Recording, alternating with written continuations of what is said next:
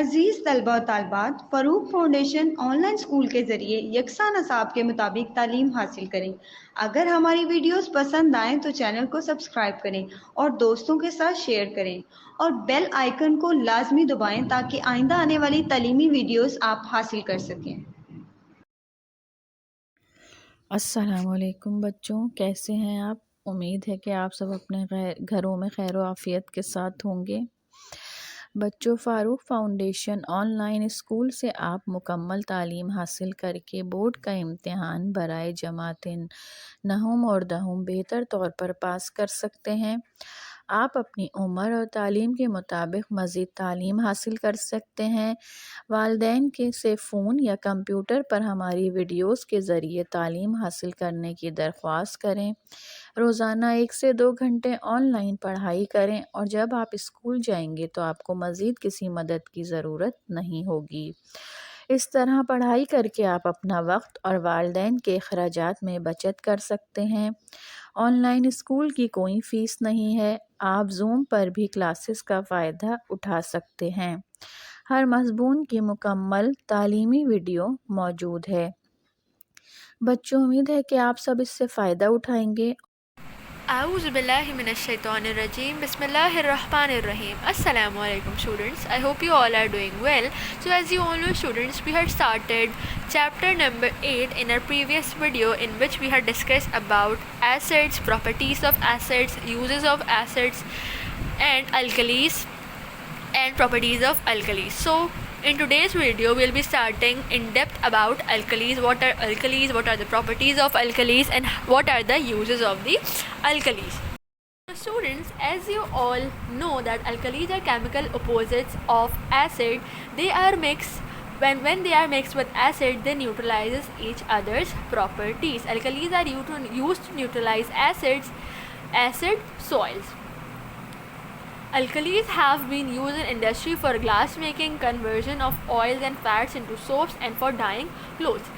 For properties of alkalis are they are bitter in taste, they are soluble in water, they are corrosive, they are soapy to the touch, they turn red litmus paper to blue. Alkali have pH more than 7, and alkalis conduct electricity when in solution. They are electrolytes. So students, basically मैंने आपको अपनी last video में भी बताया था कि alkalis जो होते हैं वो opposite होते हैं एसिड्स के, लेकिन इसका मतलब ये नहीं है कि उनकी प्रॉपर्टीज़ जो है वो बिल्कुल अपोजिट होंगी। जब हम एसिड्स और अल्कलीस को एक साथ यूज़ कर रहे होते हैं, उनको कंबाइन करते हैं, तो वो एक दूसरे की बेसिस को, एक दूसरे की जो पीएच है उनको न्यूट्रलाइज कर देती हैं।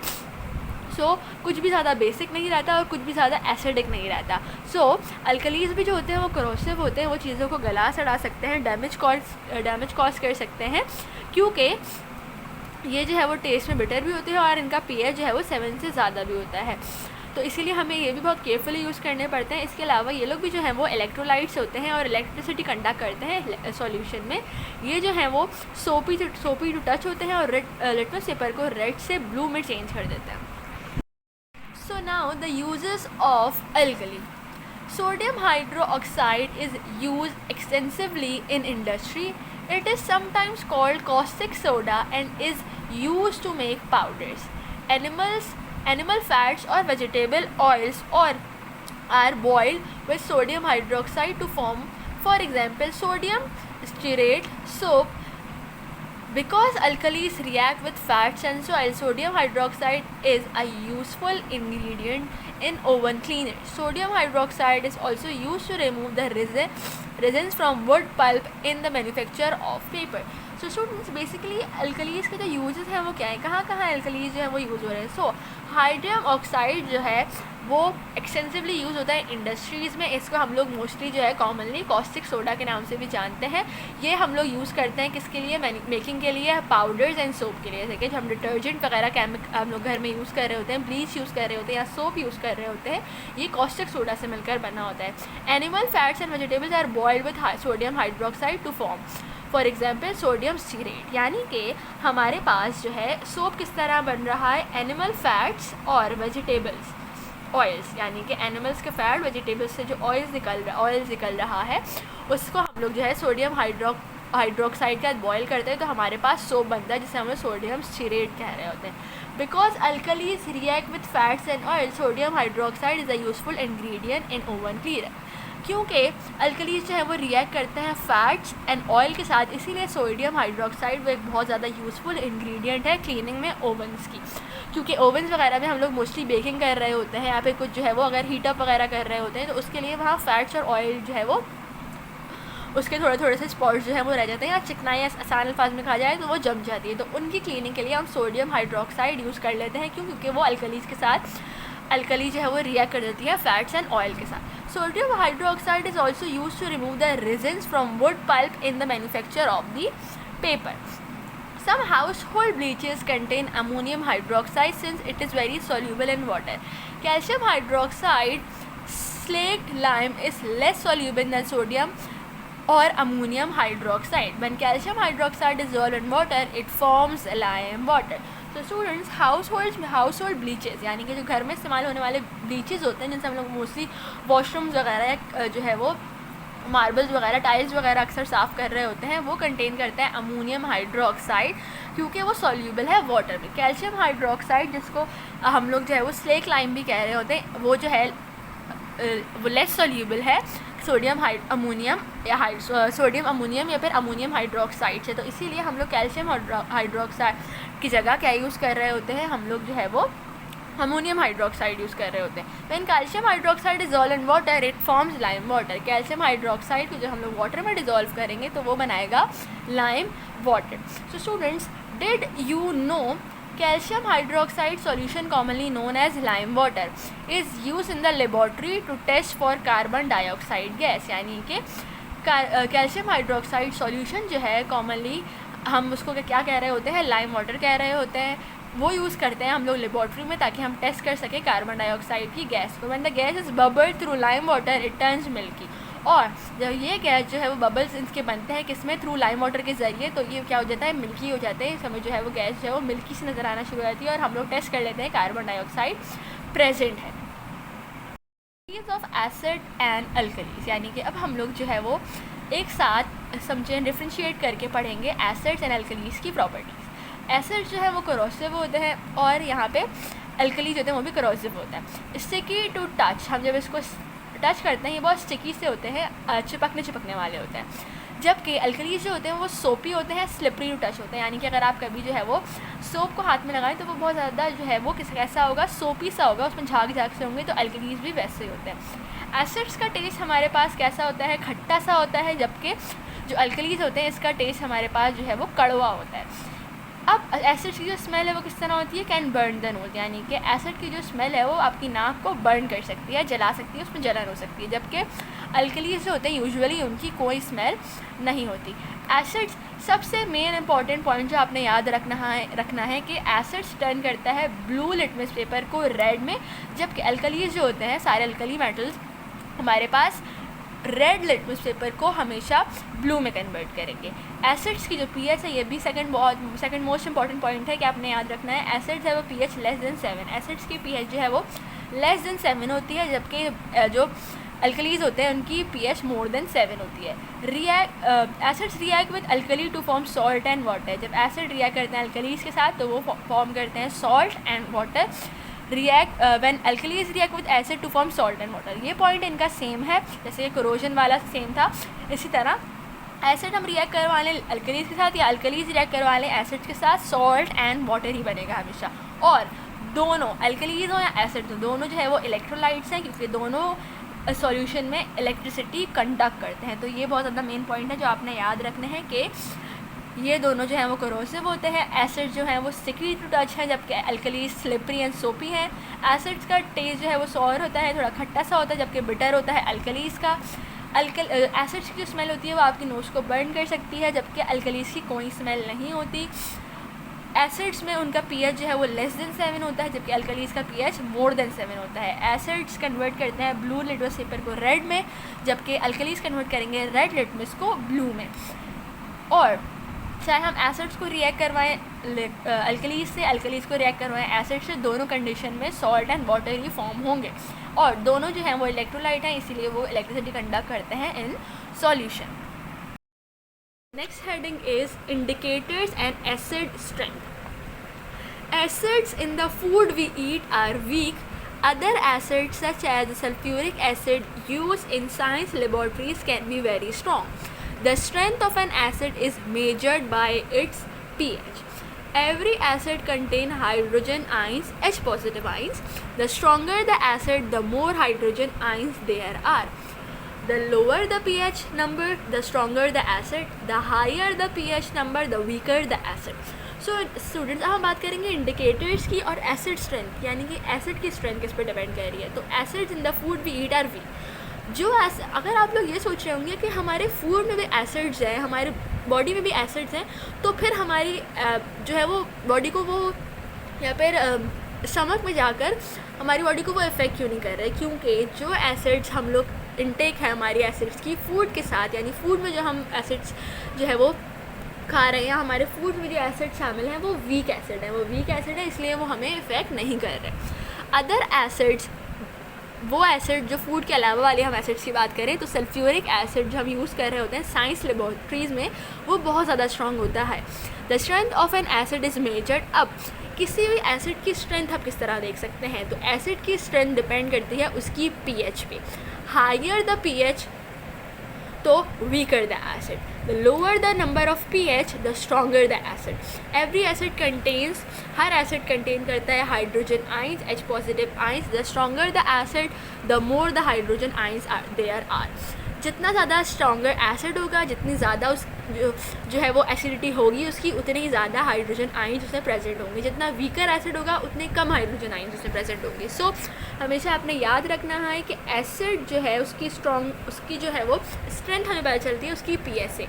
Higher the pH the weaker the acid. अब इसमें हम ये कहेंगे कि ऐसा क्यों नहीं है कि जितनी हायर पीएच होगी उतना स्ट्रॉन्गर एसिड होगा, ऐसे हम क्यों नहीं कह रहे. तो वो हम इसलिए नहीं कह रहे क्योंकि हमारे पास एसिड की जो पीएच होती है वो लेस देन 7 होती है. जाहिर है अब अगर उसकी एक एसिड है उसकी पीएच जो है वो हमारे पास 3 है और एक एसिड है जिसकी पीएच हमारे पास 5 और 6 है, तो जाहिर है जो पीएच 3, 2, 1 की साइड होगी वो एसिड ज़्यादा एसिडिक होगा बजाय उसकी जो वो एसिड जिसकी पीएच 5, 6 की तरफ है. क्यों? क्योंकि जब वो 5, 4, 5, 6 की तरफ आगे बढ़ता रहेगा तो अब वो अल्कली की तरफ चला जाएगा, अब वो बेसिक होता चला जाएगा, तो वो उसकी एसिडिटी इतनी तेज़ नहीं होगी और वो वीक एसिड होता चला जाएगा. इसीलिए higher the pH the weaker the acid, the lower the pH number the stronger the acid. जितनी कम उसकी पीएच होगी उतना ज़्यादा एसिडिक हमारा एसिड होगा, स्ट्रॉन्गर हमारा एसिड होगा.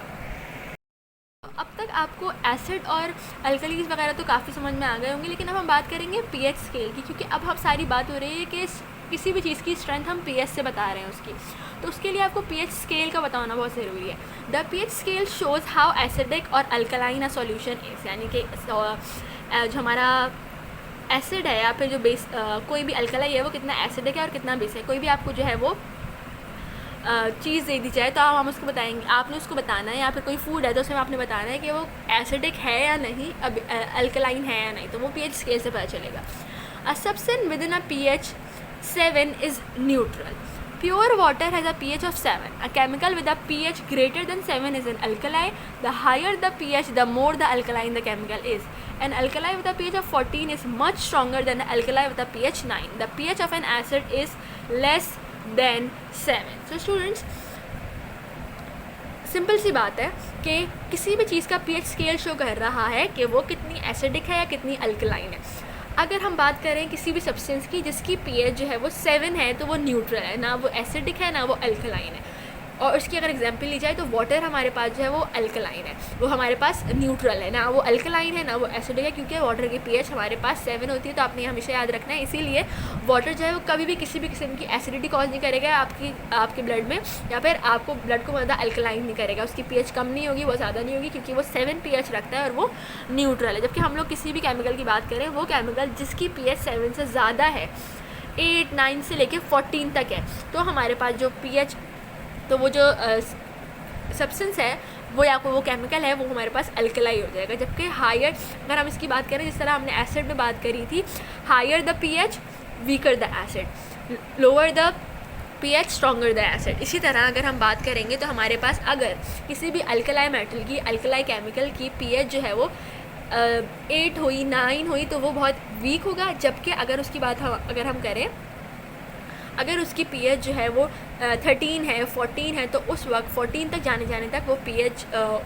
वो जो केमिकल है वो बहुत ज़्यादा अल्कलाइन होगा। तो इसीलिए हमारे पास अल्कलाइन में ये चलता है कि the lower the pH, the weaker the alkaline, the higher the number of pH, the stronger the alkaline. क्योंकि हमारे पास pH जो स्केल है वो 1 से लेके 14 तक होता है। 1 से लेके 7 तक हमारे पास जो है, 6 तक हमारे पास जो है वो एसिडिटी बता रहा होता है, वो बता रहा होता है कि हमारा केमिकल एसिडिक है। 7 पे न्यूट्रल हो जाता है, फिर 8 से स्टार्ट करके 14 तक हमारा जो है वो अल्कलाइन बता रहा होता है। सो इसीलिए कोई भी ऐसा केमिकल जिसकी जो हमारे पास pH अगर जो है an alkali with pH 14 is much stronger than alkali with pH 9। अगर हमारे पास दो केमिकल्स हैं, एक का pH जो है वो 9 है, एक का 14 है, तो 14 वाला अल्कलाइन बहुत स्ट्रॉन्गर होगा और 9 वाला वीक होगा। इसी तरह हमारे पास आपको पता ही है, ये आपने पढ़ लिया है कि जो हमारे पास एसिड होते हैं उनकी pH लेस देन 7 होती है। सो नाउ स्टूडेंट्स, अब हम बात करेंगे एक कॉन्सेप्ट की, जिसमें हमारा कॉन्सेप्ट है कि कौन सी चीज़ डाइल्यूटेड है एंड कौन सी बहुत ज़्यादा कंसनट्रेटेड है। When an acid is mixed with large quantity of water, it is dilute acid. When an acid is mixed with a small quantity of water, it is concentrated acid. Concentrated acid are more corrosive than the dilute acid. तो students, अगर हम acids की बात कर रहे हैं तो कुछ एसिड जो हैं वो डाइल्यूटेड होते हैं, कुछ जो हैं वो कंसनट्रेटेड होते हैं। अब वो कंसनट्रेटेड डाइल्यूटेड में क्या फ़र्क है? वो सारे केमिकल्स है, वो सारे एसिड जिनको हम लोग डिज़ोल्व कर रहे हैं लार्ज क्वांटिटी ऑफ वाटर में, वाटर के साथ उसको मिलाकर यूज़ कर रहे हैं, तो वो सारे एसिड जो हैं वो डाइल्यूटेड है और वो ज़्यादा जो है वो डैमेज कॉज नहीं करेंगे, वो ज़्यादा इफेक्ट नहीं करेंगे, ज़्यादा कोरोसिव नहीं होंगे। अगर हम उनको यूज़ भी कर रहे हैं तो वो उतने ज़्यादा जो है वो साइड इफ़ेक्ट उसके नहीं होंगे। लेकिन अगर ऐसा एसिड जो हम बग़ैर मिक्स कर रहे हैं या फिर वाटर में मिक्स ही नहीं कर रहे, या फिर हम उसको बहुत कम क्वान्टिटी के वाटर में मिक्स कर रहे हैं, तो वो कंसनट्रेटेड है। अब जो है अगर हम वो एसिड जो है कंसनट्रेटेड कहीं गिर जाता है स्किन पर, क्लोथ पर, तो वो बहुत ज़्यादा डैमेज कॉज करेगा। हमारी स्किन पर जो है वो स्किन इफेक्ट हो सकती है, हमारे कपड़े वगैरह भी अफेक्ट जो है उससे हो सकते हैं। तो ये कंसनट्रेटेड एंड डाइल्यूटेड का जो है वो कॉन्सेप्ट है। अगर इसको आप सिंपल अगर मैं आपको बहुत ही आसान बताऊँ तो हमारे पास अगर जो है हम चीनी को शक्कर में घोल रहे हैं और हम जो है वो बहुत सारा पानी ले रहे हैं, तो वो जो है हमारा जो शीरा बनेगा वो बहुत ज़्यादा पतला सा बनेगा। लेकिन अगर हम उसी चीनी में बहुत कम पानी डालकर अगर हम उसको घोल रहे हैं तो वो थिक, उसकी कंसिस्टेंसी जो होगी वो थिक रहेगी। तो वो थिक कंसिस्टेंसी जो होगी वो कंसनट्रेटेड वाली बात हो गई है कि वो जो है बहुत ज़्यादा इफेक्ट करेगी, जबकि जो बहुत पतली कंसिस्टेंसी होगी जिसकी वो बहुत नरम पानी सा होगा वो डाइल्यूटेड हो जाएगी। तो आसान मिसाल में आप इसको इस तरह ले सकते हैं। Now the next heading is strong acid versus weak acid. अब हम दो एसिड्स की बात कर रहे हैं कि strong and weak. The strength of an acid refer to the number of hydrogen ions. The higher the concentration of hydrogen ion, the stronger the acid. It is possible to have a dilute solution of a strong acid. For example, dilute nitric acid is a dilute solution of a strong acid. It has a pH of about 2, but it is not very concentrated. So student, strong acid and weak acid में क्या बात कर रहे हैं हम लोग? Strong acid सारे वो एसिड्स होंगे जिनमें नंबर ऑफ़ हाइड्रोजन बहुत ज़्यादा होंगे, जब और जो वीक एसिड है उसमें नंबर ऑफ़ हाइड्रोजन बहुत कम होंगे। तो कंसनट्रेशन ऑफ हाइड्रोजन पर डिपेंड करता है स्ट्रॉन्ग एसिड होगा या फिर वो वीक एसिड होगा। It is possible to have a dilute solution of strong acid. ये पॉसिबल है कि हम जो है स्ट्रॉन्ग एसिड का डाइल्यूट सोल्यूशन बना लें। जब वो स्ट्रॉन्ग सोल्यूशन है, हम स्ट्रॉन्ग एसिड है, हम उसको जो है वाटर में डाइल्यूट कर लेते हैं, तो अब उसकी जो एसिडिटी है या फिर जो एसिडिक नेचर है वो कम हो जाएगा। For example, dilute nitric acid is a dilute solution of a strong acid. यानी कि नाइट्रिक एसिड को जो हम लोग डाइल्यूट नाइट्रिक एसिड की फॉर्म में ले रहे हैं तो वो डाइल्यूट सोल्यूशन है, वो अब कंसनट्रेटेड नहीं है। जबकि अगर हम लोग सिर्फ नाइट्रिक एसिड को यूज़ कर रहे हैं without mixing it with water, so उस वक्त हमारा जो एसिड होगा वो बहुत ज़्यादा स्ट्रॉन्ग एसिड होगा। इट है because nitric acid has a pH of 2 but it's not very concentrated, क्योंकि 7 भी नहीं है उसकी नाइट्रिक एसिड की जो pH है, 6 भी नहीं है, बजाय इसके वो 2 है। बिल्कुल लाइक 7, 6, 5, 4, 3 के बाद वो 2 उसकी एसिड है, उसकी जो pH है, तो वो कितना ज़्यादा स्ट्रॉन्ग होगा। लेकिन क्योंकि हमने उसको वाटर के साथ डाइल्यूट कर लिया तो अब वो इतना कंसनट्रेटेड नहीं रहा, बजाय चाहे उसकी एसिड की जो pH है वो बहुत ज़्यादा कम क्यों ना हो, लेकिन क्योंकि हमने उसको डिज़ोल्व कर लिया है, डाइल्यूट कर लिया, तो अब वो कंसनट्रेटेड नहीं है। Heading is indicators. An indicator is a dye that changes color when it is put into an acid or an alkali and show whether a solution is acidic or alkaline. Litmus. Litmus is an indicator. It is a blue-purple dye which comes from small plants called lichens. Litmus paper is a quick way to identify an acid or an alkali. Because litmus paper is used to test an acid, it turns from blue to red, indicating acid. Red litmus paper is used to test an alkali. Red litmus अच्छा students, तो हम यहाँ बात कर रहे हैं indicator की। तो इंडिकेटर जो है वो एक डाई है जो कि चेंज करता है कलर जब हम उसको किसी भी एसिड या फिर अल्कलाई में डाल रहे हैं, और वो बताएगा कि हमारा जो सॉल्यूशन है वो एसिड है या अल्कलाई। लिटमस पेपर जो है वो एक इंडिकेटर है, क्यों? क्योंकि वो एक ब्लू पर्पल डाई है जो कि निकलता है एक प्लांट से, एक स्मॉल प्लांट लिचन से। लिटमस पेपर एक आसान और बहुत तेज़ तरीका है आइडेंटिफाई करने का, किसको? एसिड और अल्कलाई को। Blue litmus paper is use to test an acid. Blue litmus paper हम लोग यूज़ करते हैं एसिड को टेस्ट करने के लिए। It turns from blue to red, क्योंकि ब्लू लिटमस पेपर हम लोग जो है एसिड को चेक करने के लिए यूज़ कर रहे हैं, तो वो ब्लू लिटमस पेपर कन्वर्ट हो जाएगा किसमें? रेड में, इंडिकेटिंग एसिड, और पता चल जाएगा कि जो हमारा सॉल्यूशन है वो एसिडिक है।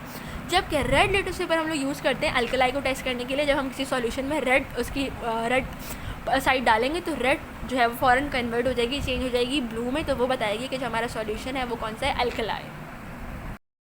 यहाँ है एक डायग्राम जिससे आपको, जहाँ पे आपको इससे पता चल रहा है कि हमारे पास दो बीकर हैं। मोस्टली क्या होगा इसमें कि एक जो है वो होगा कौन सा? अल्कलाई है, और एक एसिडिक है। Litmus paper is use to test whether a solution is acidic और अल्कलाई। अब जैसे आपने लिटमस पेपर अगर आप नोट कर रहे होंगे, यहाँ पे देखा होगा, ये रहा रेड साइड, ये रहा ब्लू साइड, ये रहा रेड साइड। अब फॉर एग्जांपल अगर ये पेपर जो है, ये हमारे पास सॉल्यूशन है, ये एसिडिक है, तो हमारा ब्लू लिटमस पेपर फ़ौरन से किसमें चेंज हो जाएगा? हमारा ब्लू लिटमस पेपर चेंज हो जाएगा रेड में। लेकिन अगर ये एसिडिक नहीं है या एसिड नहीं है और ये अल्कलाई, तो हमारा रेड पेपर फ़ौरन से चेंज हो जाएगा ब्लू में।